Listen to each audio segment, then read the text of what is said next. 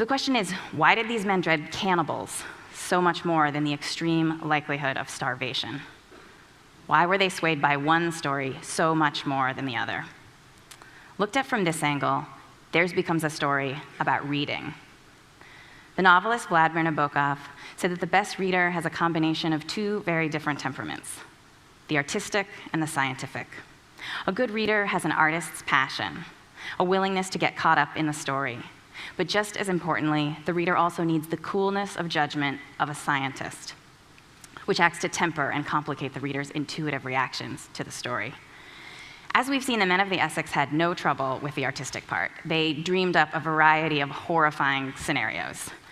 The problem was that they listened to the wrong story.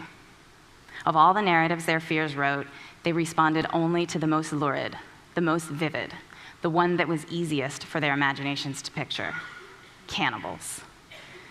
But perhaps if they'd been able to read their fears more like a scientist, with more coolness of judgment, they would have listened instead to the less violent but the more likely tale, the story of starvation, and headed for Tahiti, just as Melville's sad commentary suggests. And maybe if we all tried to read our fears, we too would be less often swayed by the most salacious among them. Maybe then we'd spend less time worrying about serial killers and plane crashes, and more time concerned with the subtler and slower disasters we face, the silent buildup of plaque in our arteries, the gradual changes in our climate. Just as the most nuanced stories in literature are often the richest, so too might our subtlest fears be the truest. Read in the right way, our fears are an amazing gift of the imagination, a kind of everyday clairvoyance, a way of glimpsing what might be the future when there's still time to influence how that future will play out.